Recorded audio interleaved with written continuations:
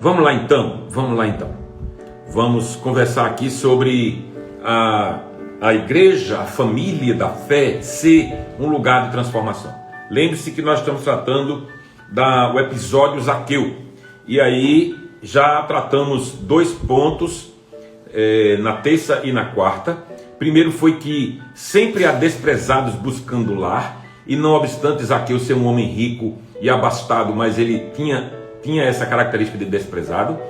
Depois tratamos o segundo ponto, que é quem sabe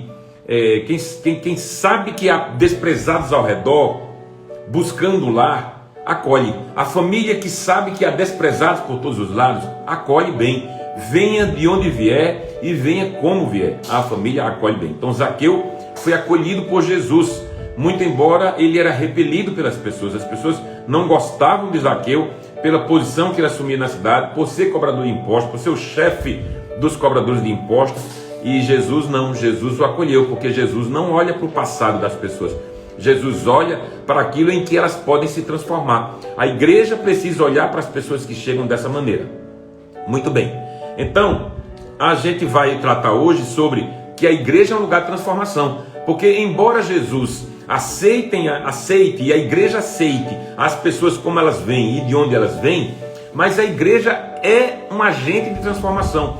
O poder de Deus na igreja, a palavra de Deus ensinada na igreja, a convivência com irmãos na fé, são agentes de transformação na vida. E isso aconteceu com Zaqueu. Então o versículo é o 8.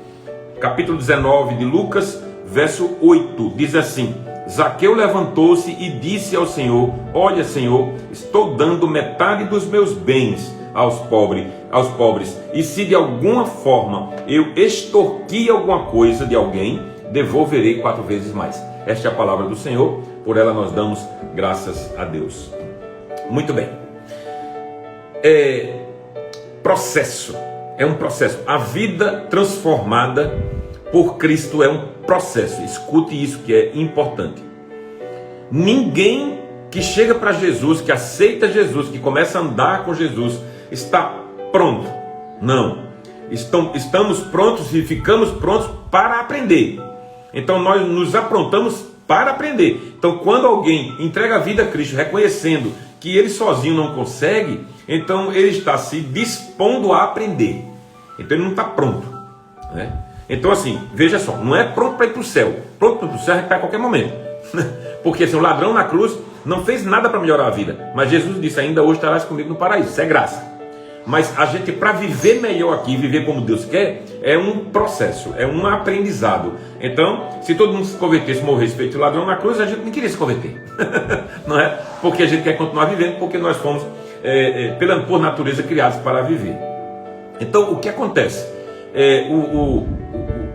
O Zaqueu, diferente do ladrão na cruz, Zaqueu, ele simplesmente teve a oportunidade de continuar vivendo, e por isso ele buscou transformação. E onde ela se revelou, essa transformação? Nesse versículo 8 que nós lemos.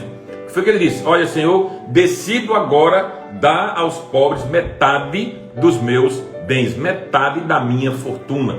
Vamos dizer que Zaqueu fosse um homem de 50 anos e há 30 anos ele estivesse ali arrecadando imposto, e ele tivesse uma bela fortuna aí de 10 milhões, vamos dizer a preço de hoje na nossa moeda, de 10 milhões de reais. Se ele resolvesse pegar 5 milhões e dar aos pobres, ele ainda ia continuar rico.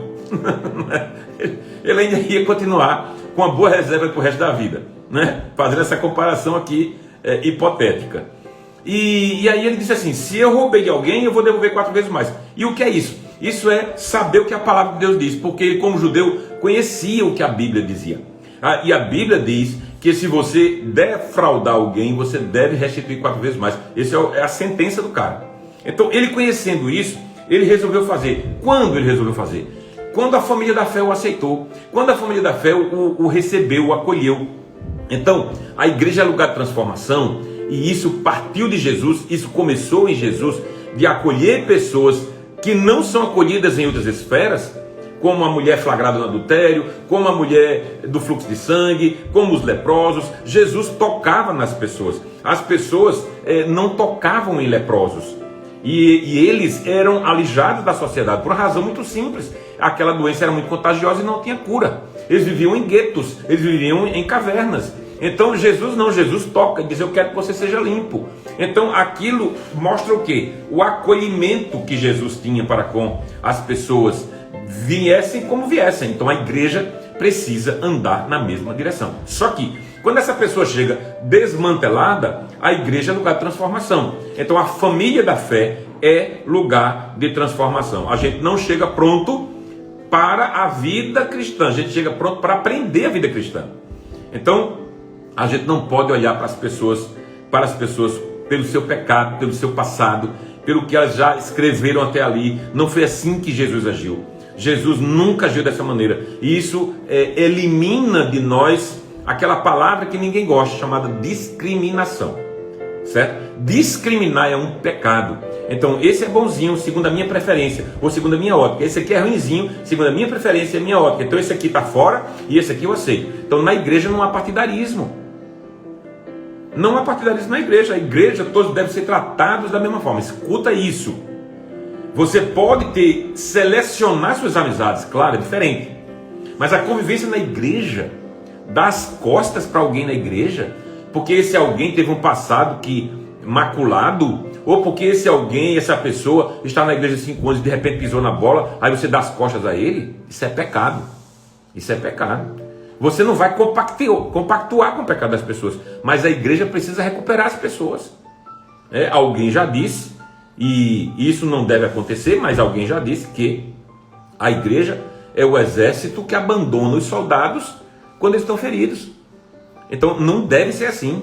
Se alguma igreja faz assim, eu já vi igrejas fazendo assim, pecou, entre aspas, cai fora, elimina do rol de membros. Não. Sinceramente, nós não temos a figura de eliminação do rol de membros.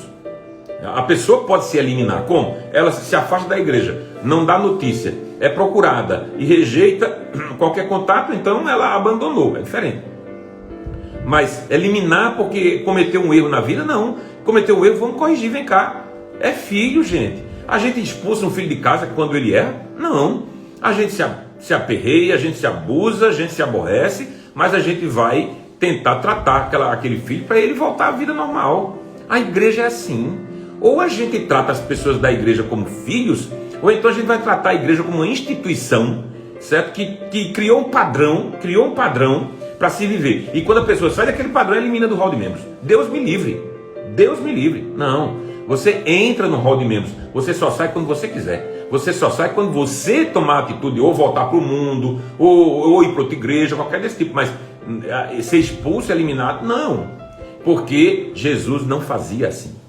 Agora, Jesus mostrou para Zaqueu uma vida nova, e Zaqueu aceitou, e Jesus disse àquela mulher flagrada no ato do adultério: vá e não peques mais. Essa é a questão. Então a igreja precisa ensinar, e talvez algumas igrejas sejam incompetentes para ensinar, mas a igreja precisa ensinar a pessoa a não pecar mais.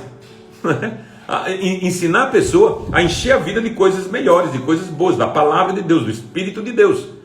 Porque se ela continuar na igreja como ela era no mundo, então essa igreja está fazendo nada, porque é incompetente para ensinar. Mas a igreja ensina, a igreja prega o evangelho, a igreja vive o evangelho, a igreja está levantando o estandarte do evangelho. Então ela precisa ensinar pelo exemplo e pela palavra, certo? Então, se um pastor, se um líder, ele se desvia do caminho, ele precisa se afastar.